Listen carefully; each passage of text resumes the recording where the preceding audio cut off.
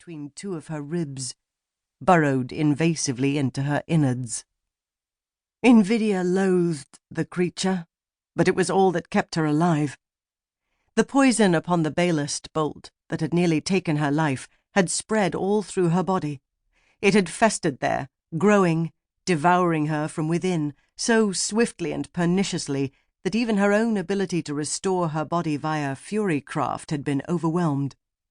She had fought it for days as she stumbled away from civilization, certain that she was being pursued, barely conscious as the struggle in her body raged.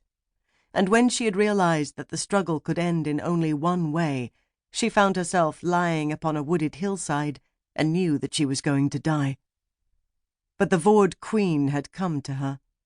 The image of that creature, staring down at her without an ounce of pity or empathy, had been burned into her nightmares.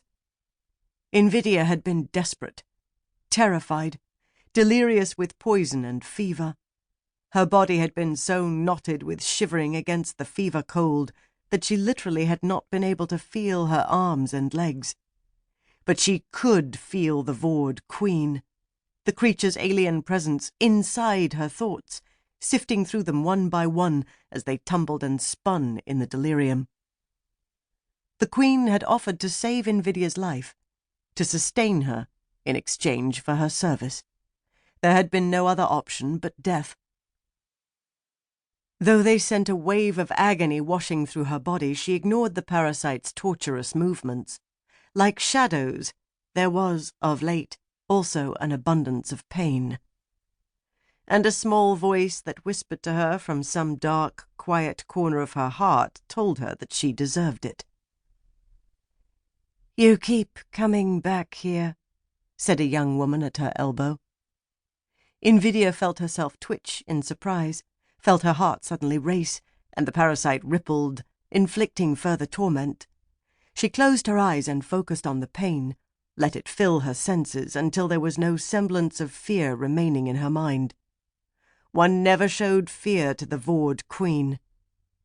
Invidia turned to face the young woman and inclined her head politely. The young queen looked almost like an Aleran. She was quite exotically lovely, with an aquiline nose and a wide mouth. She wore a simple tattered gown of green silk that left her shoulders bare, displaying smooth muscle and smoother skin. Her hair was long, fine, and white, falling in a gently waving sheet to the backs of her thighs. Only small details betrayed her true origins. Her long fingernails were green-black talons, made of the same steel-hard Vord chitin that armored her warriors. Her skin had an odd, rigid appearance, and almost seemed to reflect the distant ambient light of the Croach, showing the faint green tracings of veins beneath its surface. Her eyes were what frightened Invidia, even after months in her presence. Her eyes were canted up slightly at the corners, like those of the Marat barbarians to the northeast, and they were completely black. They shone with thousands of faceted lenses, insect-like, and watched the world with calm, unblinking indifference. "Yes, I suppose I do," Invidia replied to her. "I told you that this place represents a risk. You seem unwilling to listen to my advice, so I have taken it upon myself to monitor it and ensure that it is not being used as a base or hiding place for infiltrators." The Queen shrugged a shoulder, unconcerned. The movement was smooth but somehow awkward. It was a mannerism she had copied, but clearly did not understand. "This place is guarded ceaselessly. They could not enter it undetected."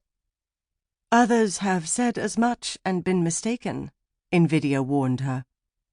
"Consider what Countess Amara and Count Bernard did to us last winter."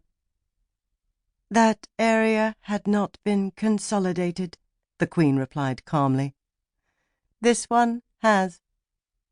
She turned her eyes to the little houses and tilted her head.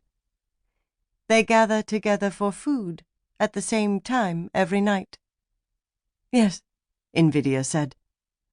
The Aleran holders who dwelt in the little Stedholt in cobbled-together households had been working the fields and